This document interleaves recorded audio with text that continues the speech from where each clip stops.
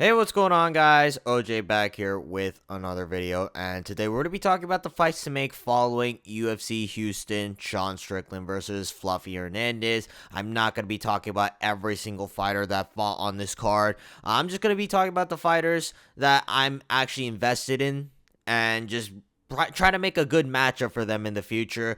Mostly going to be the winners. A couple of losers I will also talk about. But regardless, though, here are all the fights to make following UFC Houston, Sean Strickland versus Fluffy Hernandez. I think Nasruddin Imavov should fight for the middleweight belt before Sean Strickland. But would I be opposed to a Sean Strickland title fight against Khamzat Chimaev? No, because that was a great performance from Sean Strickland. He dominated Anthony Hernandez, who's a top 5 contender. I understand that his previous fight against DDP didn't look the best, but if you want to count the first fight against DDP as a robbery for Strickland, then technically Strickland has a win against every single top 5 contender in the middleweight division right now. So I'm not opposed to Strickland getting a title shot before Imavov. Strickland, that being said, though, I do feel like there is a better matchup, but it's very dependent on this guy's next fight result, and that is the rematch between Sean Strickland and Israel Adesanya 2. Because Israel Adesanya, this all depends on whether or not he beats Joe Pyfer. If Israel Adesanya beats Joe Pyfer, run this fight back for a co-main event, main event slot of a fight night. I don't care where this is at. I need to see this fight ran back one more time if Israel Adesanya gets past Joe Pyfer. But right now, looking at it, it is a big ask. If Joe Pyfer wins, fuck it, why not? Give Strickland the title shot. But if Israel Adesanya beats Joe Pyfer, let's give Sean Strickland a rematch against Israel Adesanya, and then the winner of this fight can fight for the next title shot after the winner between Khamzat Chimaev and Nasruddin Imavov. Now, moving on to Fluffy Hernandez. I was very high on him, but unfortunately, he couldn't pull through against Sean Strickland. He's going to need to fight down the rankings. I feel like he should fight the winner between Caio Borralho and Reinier de Ridder. I'm going to assume that Caio Borralho is going to win this fight. I don't know. I probably need to do more tape study on this, especially after my prediction rate after UFC Houston. But either way, though, Fluffy Hernandez, he's going to need to fight down. And the problem is, though, that he's basically dominated a lot of the guys outside of the top 10. So I want to see him fight someone who's like within the top 10 range at least. And that someone in the top 10 range is the winner between Borralho and Reinier de Ridder, which I'm going to assume it's going to be Borralho. So hopefully these guys don't take too much damage. All right, Borralho, I know that he's not the most active fighter, but still though, I do feel like he needs to get back in there. And even if he wins, I feel like he needs to just keep a little bit of momentum going. So if Borralho wins, run this back between So if Borralho wins, run this between Fluffy Hernandez. All right, winner gets another top 5 opponent. And the same can be said for Reinier de Ridder. But either way, I think Fluffy Hernandez should take on the winner between these two on the right here. Leon Edwards, your time has come. Uros Medic is going to slime you out cold. And unfortunately, there is not much that Leon Edwards can really do about it. Leon Edwards, unfortunately, is going to have to fight down in the rankings. Whereas Uros Medic, on the other hand, I did not think he was going to knock out Geoff Neal, but he knocked out Geoff Neal and is going to be a top 15 welterweight in the division. That's coming off crazy momentum. He had a great call out against Leon Edwards. And Leon Edwards, let's face it, his time's up, all right? And I think Uros Medic is going to get a big jump up in competition. And what better big jump in competition for Uros Medic than former champion of the welterweight division, Leon Edwards? So Uros Medic, Leon Edwards, book this. I know the UFC is trying to go to Serbia sometime later this year. I think this should be the headliner for the Serbia card, and I think Uros Medic is going to put on a statement performance against Leon Edwards, because at this point, you just cannot believe that Leon Edwards has a chin. Now, Geoff Neal got brutally flatlined by Uros Medic, so he is going to need to take some time off. Do I think Geoff Neal should fight anytime soon? Not really. So this matchup doesn't make sense timing-wise, but in terms of the rankings, at least in the standings, I think this matchup does make a lot of sense, and it's going to be pretty interesting because Yaroslav Amosov, he just dominated Neil Magny in the first round. I do believe that Amosov should get a ranked opponent. And in terms of the rankings, I do think that Geoff Neal should still be within the top 15. Get Colby Covington out of the rankings by now. Like, this guy is not a fighter that's, like, actually relevant at this point. So, Geoff Neal, I think he's going to be ranked, like, number 15 after this. And I think he's going to need to fight Yaroslav Amosov in order to retain his ranking spot.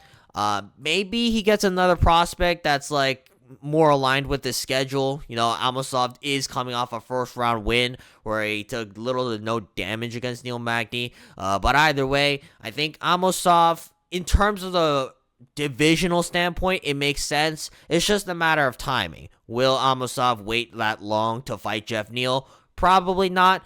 But I think this is a good step up for Amosov. And I think for Geoff Neal, this is an approachable matchup, seeing as how Amosov, he's solid on the feet, but he's not exactly the knockout artist like Carlos Prates and Uros Medic. You know, the Eagle tried to move up to lightweight, but then he pulled out against Renato Moicano, so he's probably going to have to fight back down at featherweight. And unfortunately for the Eagle himself, Melquizael Costa will slime his ass out cold. I think Melquizael Costa deserves a big name, not just a high-ranking opponent. He deserves a big name, and that big name right now is Brian Ortega. Like, could you give him someone like an Youssef Zalal? Like, maybe, but Youssef Zalal's coming off solid win streaks, all right? He just submitted Josh Emmett in the first round. And there's a lot of new and upcoming prospects that are trying to climb to the top. So I feel like at the top of featherweight right now, there's a big logjam. A lot of these guys that have been in the rankings for a while, they're gonna need to fight down. I don't think Melquizael Costa necessarily should get a Diego Lopez fight right off the bat. Because I'm kind of worried that, maybe Diego Lopez kind of fluke fraud checks him. But either way, though, Melquizael Costa, I think he deserves a big name, and that big name is in Brian Ortega, someone who's technically still in the top 10 of featherweight, and I think Melquizael Costa, you know, if he can land a spinning back kick like that on Dan Ige, I wouldn't be shocked if this guy is the first person to knock out Brian Ortega out cold. So Dan Ige got his jaw snapped after that Melquizael Costa threw a spinning back kick against him. So he is going to need to take some time off, and I don't think he's going to be looking for any dangerous upcoming prospect. So I think Dan Ige should fight someone who is an upcoming prospect, but I wouldn't necessarily call him all that dangerous, in Pat Sabatini. Now, Pat Sabatini's on a solid win streak. He is coming off a win against Chepe Mariscal. While Sabatini does have some really good grappling, it's not like he's really known for like any sort of threatening strikes. So I think this is an approachable fight for Dan Ige. Maybe Dan Ige still in the rankings even after this. You know, they could just get rid of Onama at this point, but I don't know. Maybe like I don't know who Dan Ige would fight other than that. Alright, because Dan Ige did get slimed out, and he's gonna need to take some time off. And I think schedule-wise, it does make sense. You know, Sabatini is coming off a win, but he took a lot of damage in that fight as well. So I think Dan Ige versus Pat Sabatini, you can book it sometime later this year. I'd say like October-ish. Yeah, I think like around October, Dan Ige versus Pat Sabatini can be booked. And if Sabatini can win this one, then he should get a ranked opponent in his next fight. You know, Serghei Spivac, he's a great fighter. I'd love to fight him.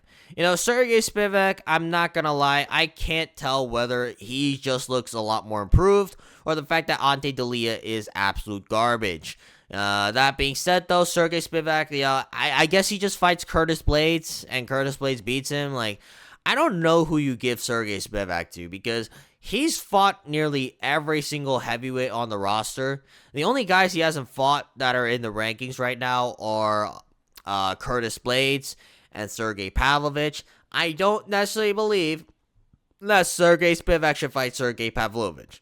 So I think Serghei Spivac, Curtis Blades, it's an interesting fight. You know, Curtis Blades, although he is coming off a good win in terms of the result against Rizvan Kuniev, like, what happened in the fight wasn't all that impressive, so he might need to fight down again.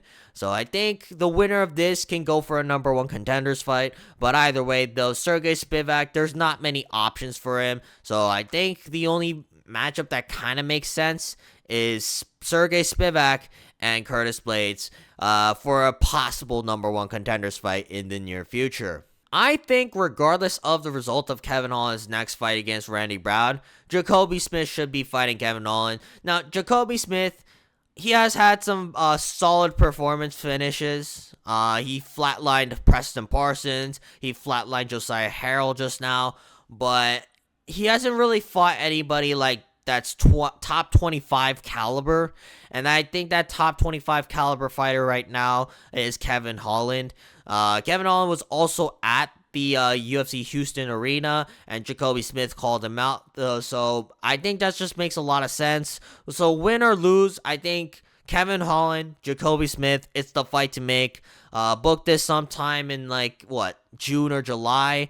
I know Jacobe Smith, he didn't take that much damage, and even if Kevin Holland takes a lot of damage, it's not like he's really gonna be out for that long. So Jacobe Smith versus Kevin Holland, book this sometime in the summer of 2026, and let's see whether or not Jacobe Smith is a prospect that the UFC can actually believe in.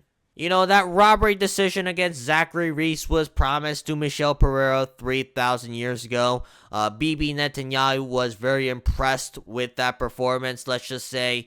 Now, Michel Pereira, I don't think he beat Zachary Reese, but he technically won, so I guess we'll make a matchup for him.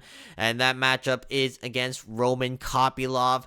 Both of these guys are at similar places in the middleweight division right now. At one point, they were ranked, but recently, they have not been looking the best, especially Roman Kopylov, because you can't be getting bitched by Paulo Costa, of all people, in 2025. But either way, though, Michel Pereira, Roman Kopylov, I think stylistically also this is an interesting fight because both guys are very explosive strikers that do gas out as the fight progresses. So Michel Pereira, Roman Kopylov, I think this is a very interesting stylistic matchup to make.